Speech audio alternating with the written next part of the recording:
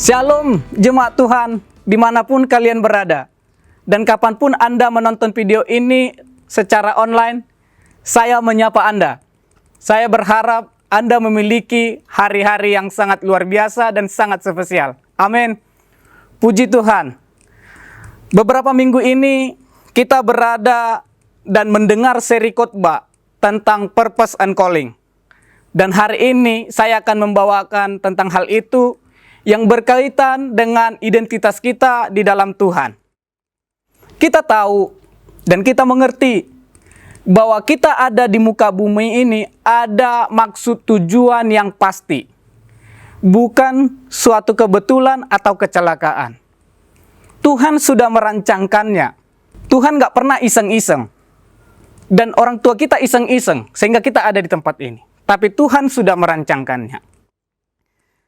Di dalam kitab Yeremia, pasal yang ke-29 ayat 11 berkata, "Sebab aku ini mengetahui rancangan-rancangan apa yang ada padaku mengenai kamu. Demikianlah firman Tuhan, yaitu rancangan damai sejahtera, dan bukan rancangan kecelakaan, untuk memberikan kepadamu hari depan yang penuh harapan." Nah, minggu yang lalu kita sudah mendengar bahwa ada dampak ketika kita mengikuti dan menghidupi panggilan yang Tuhan berikan kepada kita. Saudara ingat, yang pertama itu membawa keselamatan bagi saya dan saudara. Seperti yang dilakukan Nuh, Yusuf, dan Esther. Yang kedua, menerima kebebasan dan kemerdekaan. Sebagaimana Musa melakukan dan menghidupi panggilan itu, sehingga bisa membawa bangsa Israel keluar dari Mesir. Yang ketiga, dapat membantu orang lain mencapai potensi yang maksimal di dalam Tuhan. Seperti Elia yang memberikan jubah yang besar kepada Elisa. Bahkan dikatakan dalam Alkitab itu, dapat pengurapan 2 kali lipat. Sehingga Elisa dapat menjadi nabi yang besar di bangsa Israel. Yang terakhir, mendatangkan berkat bagi generasi di bawah kita seperti Abraham. Saya percaya kita ada di tempat ini, gereja kita bisa seperti sebesar ini karena ada orang yang menghidupi panggilan Tuhan sehingga kita bisa menjadi generasi-generasi mengikuti panggilan Tuhan. Sangat penting untuk kita mengerti dan mengetahui panggilan dan tujuan Tuhan terhadap kita. Karena Tuhan ingin kita melakukan suatu perbedaan bagi dunia ini. Dia bekerja melalui perkataan, perbuatan, dan tingkah laku kita. Tapi tidak bisa kita pungkiri, ada banyak orang tidak mengetahui panggilan dan rencana Tuhan bagi dirinya. Hal tersebut ibaratkan seorang atlet renang, tetapi sibuk dia menghabiskan waktunya latihan basket. Dia seorang atlet, perenang, tapi sibuk menghabiskan latihan basket. Alhasil, tidak dapat mencapai keberhasilan itu. Karena fokusnya berbeda. Untuk mencapai potensi sebagai atlet, dia harus fokus. Dia harus mengerti dan dia harus latihan di seorang perenang. Setiap kita memiliki panggilan yang berbeda dan spesifik. Katakan sama saya spesifik. Namun, pernahkah kita dengan kerendahan hati kita datang kepada Tuhan dan berdoa? Apa sesungguhnya tujuan dan apa rencana Tuhan untuk menciptakan saya dan saudara? Jika jawabannya tidak heran, akibatnya ada banyak dari kita menghabiskan dengan hal yang sia-sia. Saya juga pernah di dalam posisi ini. Jika Anda mulai merasakan Tuhan berbicara di dalam hatimu tentang apa yang disampaikan tadi di atas, mungkin Anda bertanya, sebenarnya aku mengerti tujuan Tuhan dan rencananya sangat indah. Kita mengerti, tapi saya gagal. Saya merasa tidak bisa melakukannya. Atau pendidikan saya tinggi, saya sulit mendapatkan pekerjaan atau tidak seperti orang lain. Orang selalu merendah atau memandang kita rendah. Saya tidak seberuntung dengan orang lain. Anda berkata merasa bingung dan tidak tahu arah tujuannya kemana. Saya sudah putus asa nih dan seringkali meragukan keberadaan Tuhan. Dengar baik-baik. Pada kesempatan ini saya mau mengatakan, jika kita mau bersungguh-sungguh menyerahkan diri totalitas kepada Tuhan, percayalah, firman Tuhan berkata, orang yang berharap kepada Tuhan tidak akan pernah dipermalukan. Sekali lagi, orang yang berharap kepada Tuhan tidak akan pernah dipermalukan. Jangan kita lewatkan kesempatan dan rancangan yang indah ini. Tuhan mau merindu menggenapi rencananya melalui kita untuk setiap hari yang kita lalui. Tahukah saudara, hal yang paling dasar yang sering menghambat kita menggenapi panggilan dan tujuan Tuhan terhadap hidup kita, dan sering membuat kita berputar-putar di dalam hal yang sama, tidak memiliki damai sejahtera, bahkan kehilangan arah. Apa? Yaitu gambar diri yang salah. Kita tidak memahami apa yang difirmankan Tuhan dalam hidup kita dan apa yang Tuhan sediakan. Sepertinya sederhana, tetapi gambar diri yang salah membuat banyak orang jauh dari Tuhan. Bahkan banyak mengalami penderitaan yang sebenarnya tidak perlu mereka alami kalau mereka memiliki gambaran yang benar seperti apa yang difirmankan Tuhan. Apakah gambar diri atau konsep diri tersebut? Dari penelusuran blog Kompasian, seorang ilmuwan berkata, yaitu Stuart dan Sandin, pada tahun 1998. Dia berpendapat begini, konsep diri adalah semua ide, pikiran, kepercayaan, dan pendirian yang diketahui individu tentang dirinya dan mempengaruhi individu di dalam hubungan dengan orang lain.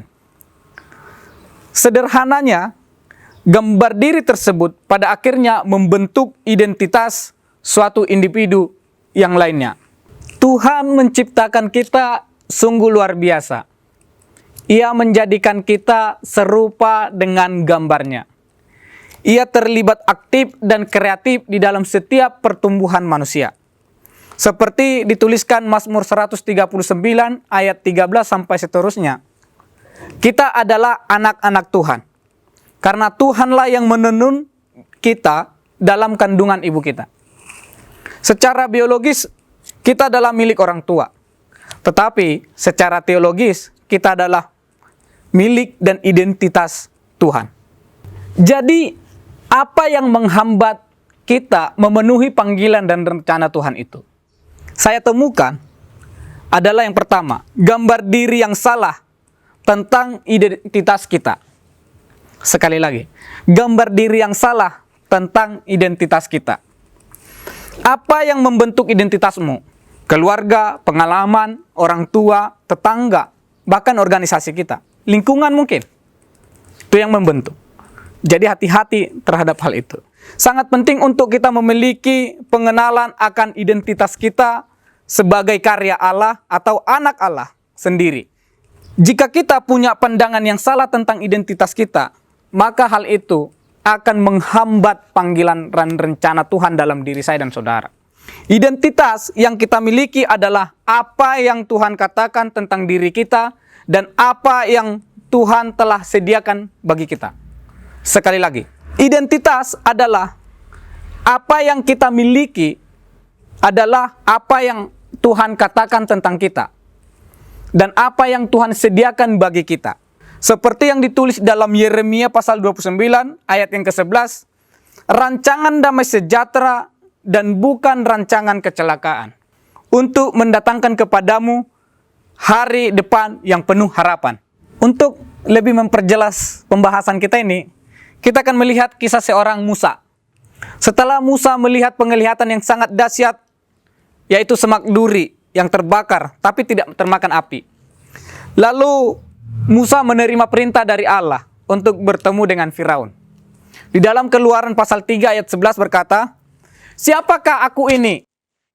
Maka aku akan menghadap Firaun dan membawa orang Israel keluar dari Mesir."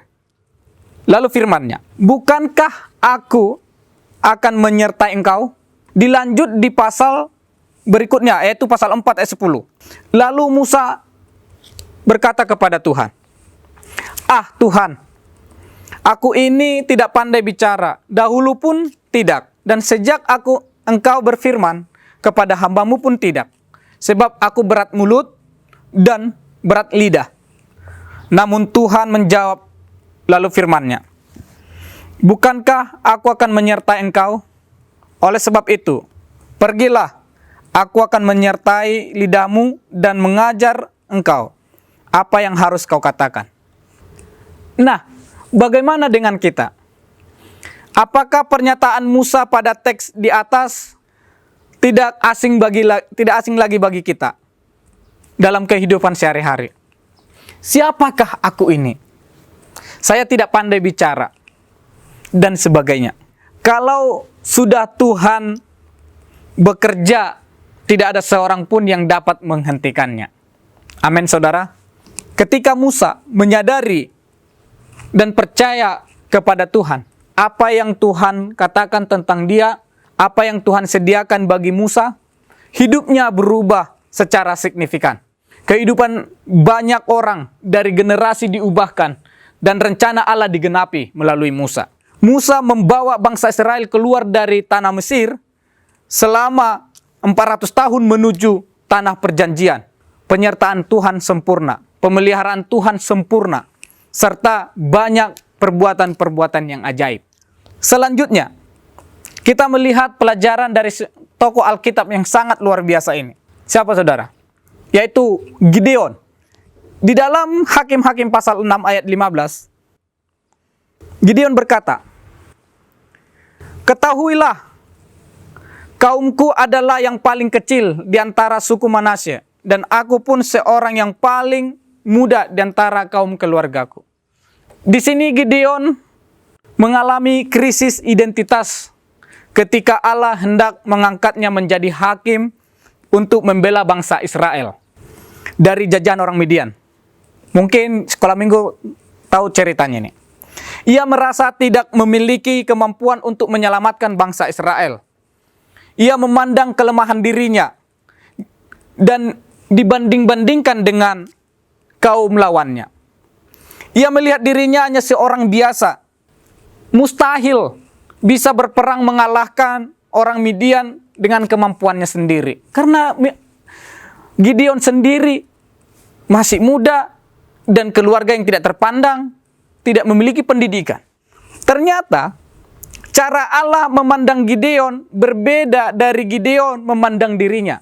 Sekali lagi, cara Allah memandang Gideon dengan Gideon memandang dirinya berbeda.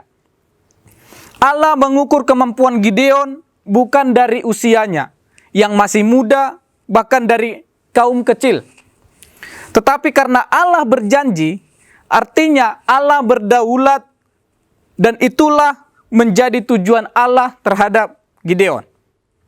Bahkan dalam Hakim-Hakim pasal yang ke-6 ayat ke-12 tertulis, malaikat Tuhan menampakkan diri kepadanya dan firman-Nya kepadanya, "Demikian Tuhan menyertai engkau, ya pahlawan yang gagah berani."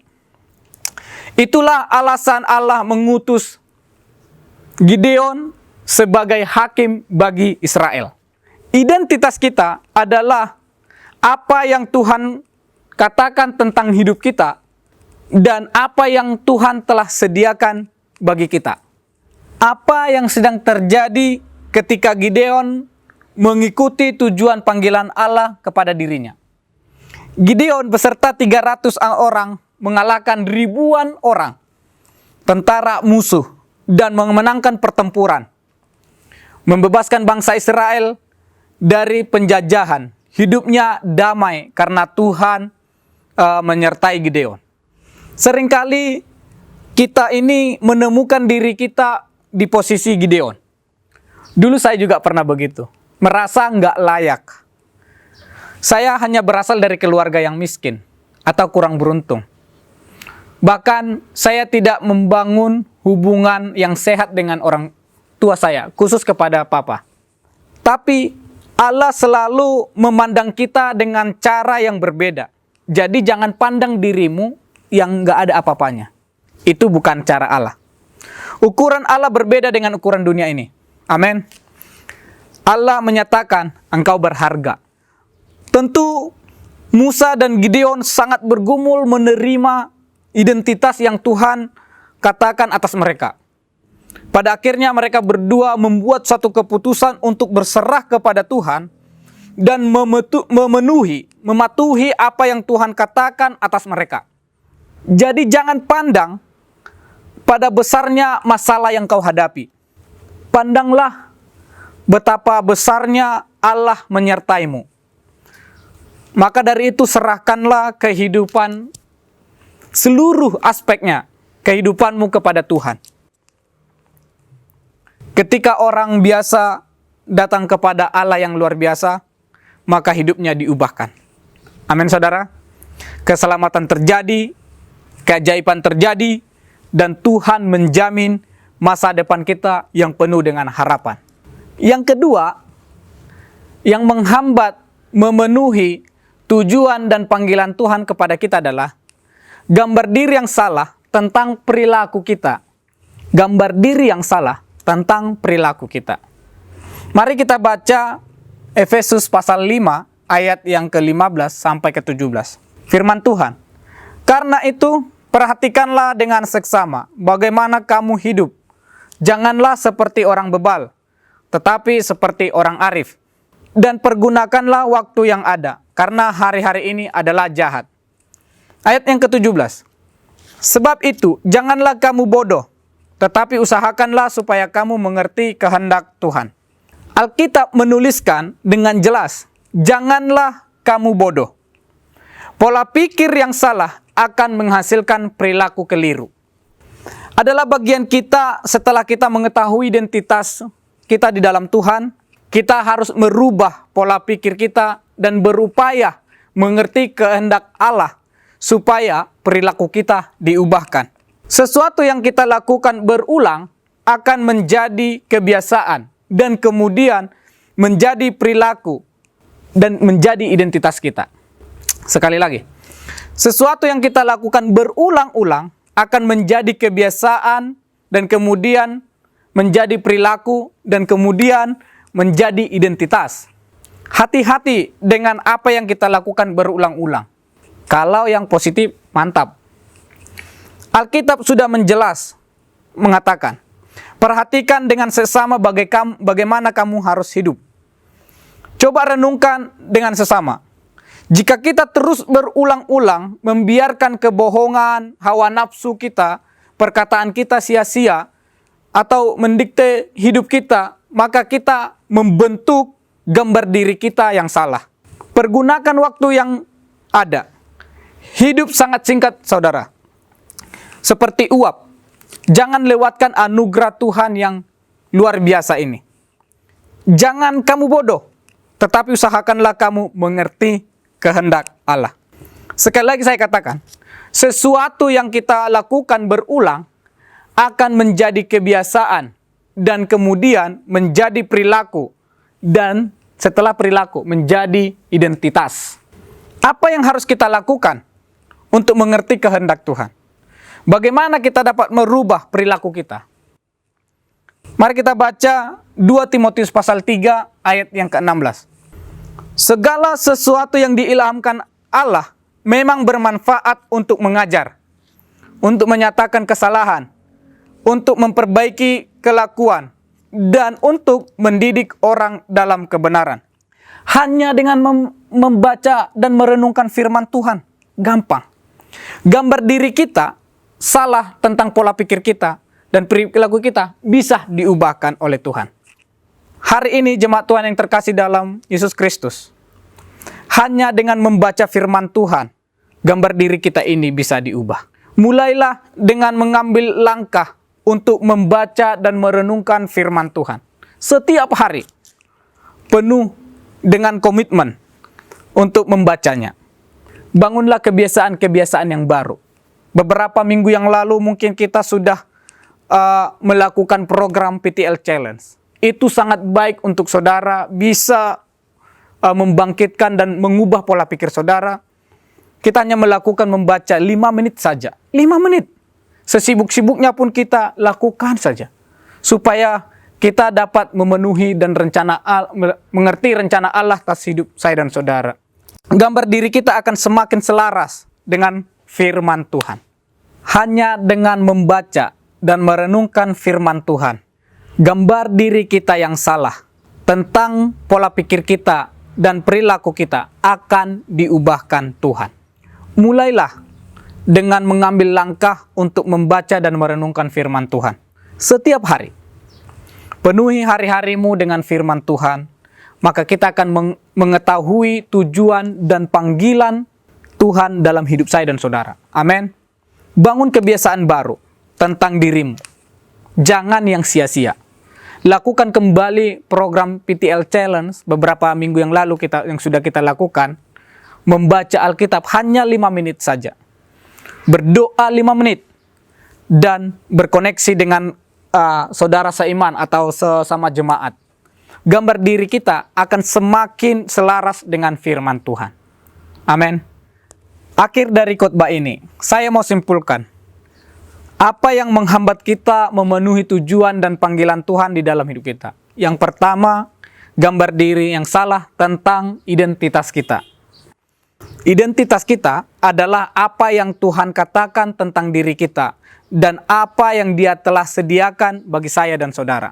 Ketika orang biasa datang kepada Allah yang luar biasa, maka kehidupan diubahkan. Keselamatan terjadi di tengah-tengah rumah tangga kita. Keajaiban terjadi dalam perekonomian kita. Dan Tuhan menjamin masa depan yang cerah dan penuh harapan. Yang kedua, gambar diri yang salah tentang perilaku kita. Sesuatu yang kita lakukan berulang akan menjadi kebiasaan, menjadi perilaku, dan kemudian menjadi identitas. Maka hati-hati dengan apa yang kita lakukan berulang-ulang. Janganlah kamu bodoh, itu firman Tuhan.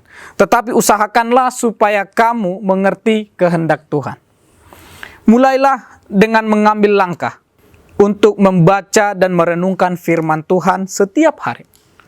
Penuhi hari-harimu dengan firman Tuhan. Maka kita akan mengetahui tujuan dan panggilan Tuhan atas hidup saya dan saudara. Mari kita tundukkan kepala untuk merenungkan kebenaran firman Tuhan. Dan hari ini saya mau berdoa untukmu supaya digenapi rencana Tuhan atas hidupmu. Jangan pernah lagi anggap dirimu sampah. Jangan anggap dirimu lagi orang yang orang gagal, produk gagal. Tapi Tuhan sudah memenuhi dan menaruh harapan itu dalam hidupmu. Aku berdoa dari tempat ini. Terima kasih Tuhan atas kebenaran firman-Mu yang Kau sampaikan melalui online, dimanapun seluruh jemaat-Mu berada yang mendengarkan seri khotbah ini. Tuhan Yesus, biarlah mereka mengerti bahwa kami ini adalah orang panggilan dan pilihan Tuhan. Kami akan menyadari gambar diri kami yang benar.